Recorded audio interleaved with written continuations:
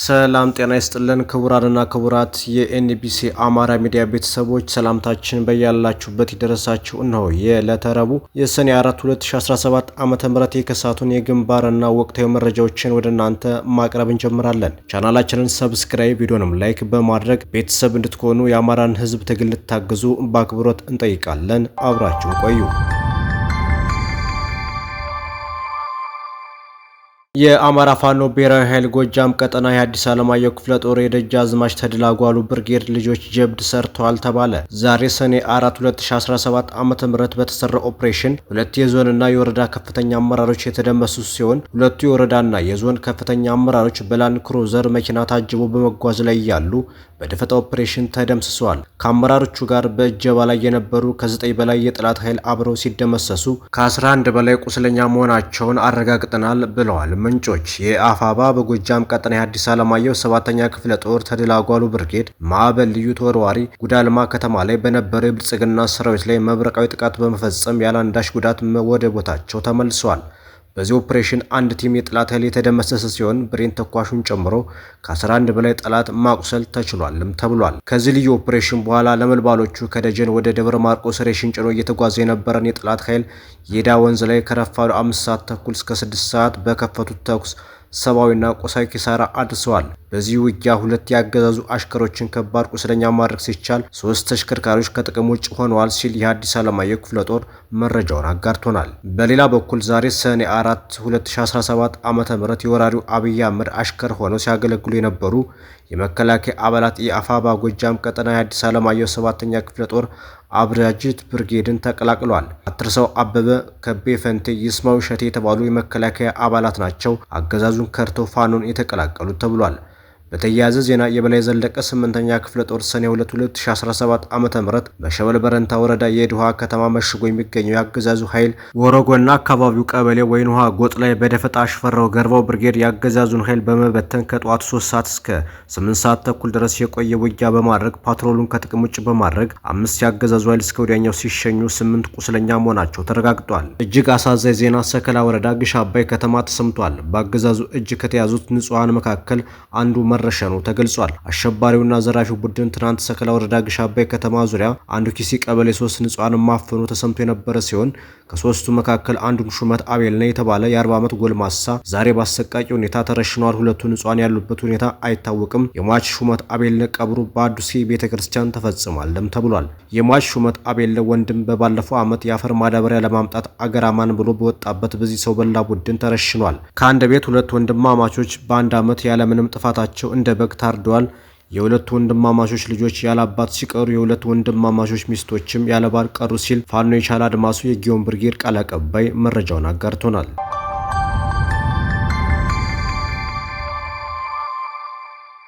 በአማራ አርሶ አደር ላይ አብይ አህመድ የፈጸመው ዝርፊያ የሀገሪቱን የምግብ ዋስትና አደጋ ላይ ይጥሏል ተባለ። እህሉን ሸጦ የአፈር ማዳበሪያውን ገዝቶ ከመጠቀሙ ውጭ ከመንግስት ምንም አይነት አገልግሎት በማያገኘው የአማራ ገበሬ ላይ አብይ አህመድ ማዳበሪያ የሚሰራጭበትን ወቅት በመጠቀም ከፍተኛ ግብር በመጣል ዝርፊያ ፈጽሟል። የጤና መድን፣ ስፖርት፣ ቀይ መስቀል፣ አልማ፣ የሚኒሻ አበል የሚባሉ ሌላ የዝርፊያ መንገዶችን በማዘጋጀት ክፍያ አልፈጽምም ያለውን የአማራ አርሶ አደር የአፈር ማዳበሪያ በመከልከል ከፍላጎቱ ውጭ ተጨማሪ ክፍያ እንዲከፍል ተደርጓል። በዚህ ምክንያት 100 ኪሎ ግራም ማዳበሪያ ለመግዛት ከ6000 ብር በላይ ከአንድ አባወራ በማስገደድ ተቀብሏል። ባለፈው ዓመት 4300 ብር ይሸጥ የነበረው 100 ኪሎ ግራም ዳፕ ማዳበሪያ በዚህ ዓመት ከ100% በላይ ጭማሪ በመደረጉ 8700 ብር የሚሸጥ ሲሆን አብይ አህመድ ማዳበሪያ ለፖለቲካ ማስፈጸሚያ በመጠቀሙ በዚህ ዓመት በአጠቃላይ 10400 ብር ከአንድ አርሶ አደር አጠቃላይ ዘረፋ መፈጸሙ ተረጋግጧል። በዚህ ምክንያት በመጪው የበጋ ወራት የአርሶ አደሩ ምርት ከ3 እስከ 4 እጥፍ የዋጋ ጭማሪ እንደሚያስመዘግብ በእርሻ ማሳቸው ተገኝተን ያነጋገርናቸው አርሶ አደሮች ተናግረዋል ብሏል ፋኖ።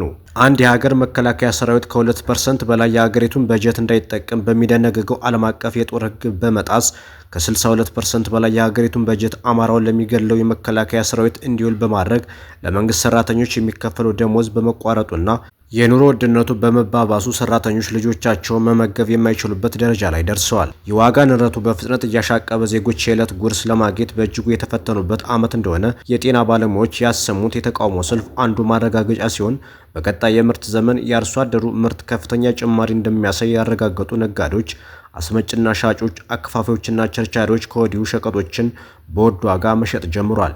የአብይ አህመድ የእብደት መንገድ በሁሉም ኢትዮጵያውያን ቤት ከፍተኛ ቀውስ እያደረሰ ሲሆን ሀገሪቱን በሚመገበው የአማራ አርሶ አደር ላይ የተፈጸመው ዝርፊያ እየተንጠፈጠፈ ያለውን የኢትዮጵያ ኢኮኖሚ ክዋረጉ ማድረቁ የማይቀር መሆኑን መገንዘብ ያስፈልጋል በማለት የፋኖ ኃይሎች መረጃውን አድርሰውናል።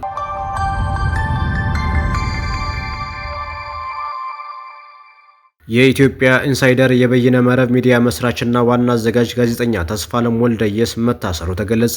የኢትዮጵያ ኢንሳይደር የበይነ መረብ ሚዲያ መስራችና ዋና አዘጋጅ ጋዜጠኛ ተስፋለም ወልደየስ እሁድ ሰኔ 1 ቀን 2017 ዓ.ም በጸጥታ ኃይሎች በቁጥጥር ስር መዋሉ ተገልጿል። ኢትዮጵያ ኢንሳይደር ትናንት ሰኔ 3 ባወጣው መግለጫ ጋዜጠኛ ተስፋለም በአዲስ አበባ ከሚገኘው ጊዮን ሆቴል ቅጥር ግቢ ውስጥ ሲቪል በለበሱ የጸጥታ ኃይሎች በቁጥጥር ስር ውሎ ሌሊቱን እስጢፋኖስ አካባቢ በሚገኝ የፖሊስ መምሪያ ህንፃ ውስጥ ወንበር ላይ እንዲያሳልፍ መደረጉን ገልጧል። ከዛም ሰኞ ሰኔ 2 ቀን 2017 ዓ.ም ቄራ አካባቢ ወደሚገኝ የፖሊስ መምሪያ መዘዋወሩንና ትናንት ማክሰኞ ሰኔ 3 ቀን 2017 ዓ.ም በአዲስ አበባ ከተማ የመጀመሪያ ደረጃ ፍርድ ቤት ቂርቆስ ምድብ ችሎት ቀርቦ በ15000 ብር ዋስትና እንዲፈታ ቢወሰንም እስካሁን ሳይለቀቅ መቅረቱን ተገልጧል። የተስፋለም የዋስትና መብት እንዲከበር ከተሰጠው ትዕዛዝ በኋላ መርማሪ ፖሊስ በቃል ይግባኝ እንደሚጠይቅ ገልጿል ያለው መግለጫው፣ ይሁንና እስካሁን በይፋ ፍርድ ቤትን ይግባኝ አልጠየቀም ብሏል። የተስፋለም ዋስትና እንዲከበር ሀቅ ሚዲያና ኮሚኒኬሽን አስፈላጊውን ክፍያ ፈጽሞ በፍርድ ቤቱ ለቂርቆስ ክፍለ ከተማ ፖሊስ መምሪያ የተጻፈው ደብዳቤ በሚመለከታቸው ፖሊስ መኮንን ሳይፈረምበት ቀርቷልም ተብሏል።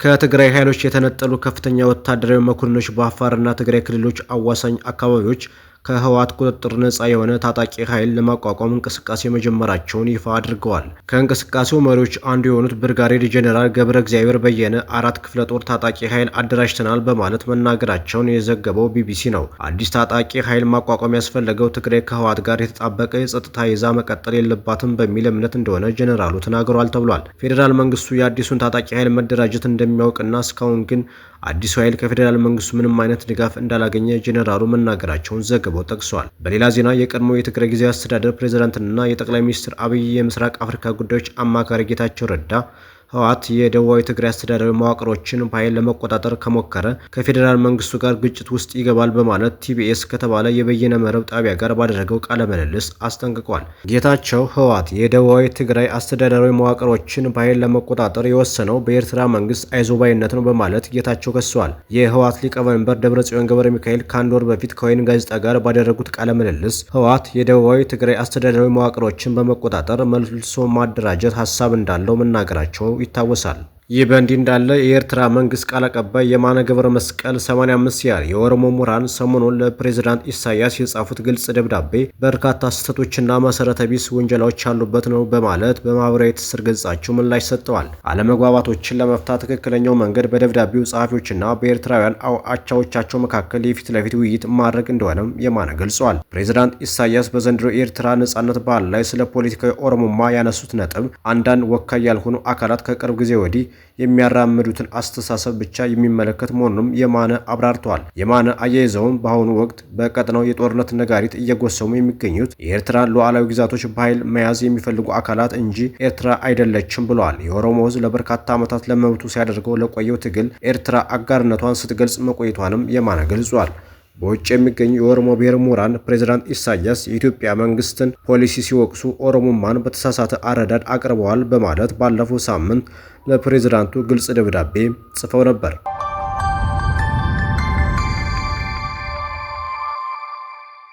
ትራምፕ በሎስ አንጀለስ በሺዎች ወታደሮች ማሰማራታቸውን የአምባገንነት ቅዠት ሲሉ የግዛቲቷ አስተዳዳሪ ፈረጁ። የፕሬዝዳንት ዶናልድ ትራምፕ አስተዳደር ስደተኞችን መክበብና በቁጥጥር ስር መዋል ፖሊሲ ጋር ተያይዞ በተነሳው ተቃውሞ በሺዎች የሚቆጠሩ ወታደሮች መሰማራታቸውን የአምባገነን ፕሬዝዳንት ቅዠት ነው ሲሉ የካሊፎርኒያ ግዛት አስተዳዳሪ ዘለፉ። ተቃውሞ በሌሎች ከተሞች የተዛመተ ሲሆን ሎስ አንጀለስን የምትካተትበትን የካሊፎርኒያን ግዛት የሚያስተዳድሩት ጋቪን ኒውሶም ሁኔታውን ያቀጣጠለው ትራምፕ ነው ሲሉ ወቅሰዋቸዋል። ቀናትን ባስቆጠረው በዚህ ተቃውሞ ትራምፕ በሺዎች የሚቆጠሩ ወታደሮችንና የባህር ኃይል አባላትን ማሰማራታቸውን አስተዳዳሪው ጋቪን እርምጃው የአምባገነኑ ፕሬዝዳንት ቅጥ ያጣ ቅዠት ነው ሲሉ ዘልፏቸዋል። በሎስ አንጀለስና አካባቢው 700 የአሜሪካ ባህር ኃይል አባላት እንዲሁም 4000 የብሔራዊ ዘብ አባላት ተሰማርተዋል። ግዛቲቱ ያለ አስተዳዳሪው ፈቃድ ወታደር በመላክ ፕሬዝዳንቱን እየከሰሰች ነው። የአሜሪካ መከላከያ በሀገሪቱ ግዛቶች ውስጥ ሕግ የማስከበር ሚና መኖሩ ያልተለመደ ነው። ከፕሬዝዳንት ትራምፕ የስደት ፖሊሲ ጋር በተያያዘ የተነሳው ተቃውሞ በከፍተኛ ሁኔታ የተቀጣጠለባት ሎስ አንጀለስ የሰዓት እላፊ አዋጅ ተጥሎባታል። ከአርብ ጀምሮ በሎስ አንጀለስ 4 የሜክሲኮ ዜጎች በቁጥጥር ስር ውለው ወደ ሜክሲኮ እንዲመለሱ መደረጋቸውን የሀገሪቱ የውጭ ጉዳይ ቢሮ አስታውቋል። በሎስ አንጀለስ ትራምፕ ባሰማራቸው ወታደሮችና በተቃዋሚዎች የተከሰተው ፍጥጫ ከ1965 ወዲህ የሀገሪቱ ፕሬዝዳንት ያለ ግዛቱ አስተዳዳሪ ፈቃድ ብሔራዊ ዘብን ያሰማራበት የመጀመሪያው ክስተት ነው። የአሜሪካ የባህር ኃይል አባላት ከዚህ ቀደም በደረሱ ከባድ የተፈጥሮ ቀውሶች በአውሮፓውያኑ 2005 የሃሪኬን ካትሪና አውሎ ነፋስ እንዲሁም የመስከረም 2001 የጥቃት መሰማራታቸው ይታወሳል። የትራምፕ አስተዳደር እስካሁን ድረስ ወታደሮቹ ሰላማዊ ዜጎችን እንደ ፖሊስ እንዲቆጣጠሩ የሚፈቅደውን የአመፅ ሕግን ተግባራዊ አላደረገም። የሎስ አንጀለስ ከተማ አቃቤ ሕግ ማክሰኞ ዕለት ተጨማሪ ኃይል ማሰማራቱ አስፈላጊ አይደለም ሲሉ የአስተዳዳሪያቸውን አቋም አንጸባርቀዋል። የአካባቢው ሕግ አስከባሪ አካላት ሁኔታውን ለመቋቋም ከአቅማቸው በላይ የሆነበት ደረጃ ላይ አልደረስንም ሲሉ ለቢቢሲ ተናግረዋል። የሎስ አንጀለስ ከንቲባ ካረን ባስ በከተማዋ የተነሳውን ሁከት ተከትሎ የሰዓት እላፊ አዋጅ ጥለዋል። የሰዓት እላፊው ከምሽቱ 2 ሰዓት እስከ ጠዋት 12 ሰዓት እንደሚዘልቅ የተናገሩት ከንቲባዋ በከተማ ከፍተኛ ጉዳት ስለደረሰ አስፈላጊ ነው ሲሉ አጽንኦት ሰጥተዋል። ከንቲባዋ ከተመረጡ አመራሮችና ከህግ አስከባሪ አካላት ጋር ምክክር እንደሚያደርጉ ተናግረው ነገር ግን የሰዓት እላፊ አዋጁ ለበርካታ ቀናት እንደሚቆይ እንጠብቃለን ብለዋል። በከተማዋ የሰዓት እላፊ ቢታወጅም ተቃዋሚዎች ከጸጥታ ኃይላት ጋር እንደተፋጠጡ ናቸው። ይህ ህገወጥ ተቃውሞ እንደሆነና አካባቢው ለቀው የማይሄዱ ከሆነ እንደሚታሰሩ የሚናገሩ ማስጠንቀቂያዎች በከተማዋ እየተሰማ ይገኛል። በአሜሪካ የኢሚግሬሽንና ጉምሩክ ባለስልጣን አይስ የተነሳው ተቃውሞ በሌሎች ከተሞች የተቀጣጠለ ሲሆን በኒውዮርክም በርካታ ሰዎች መታሰራቸውን የከተማ ፖሊስ አስታውቋል። ዘገባው የቢቢሲ ነው።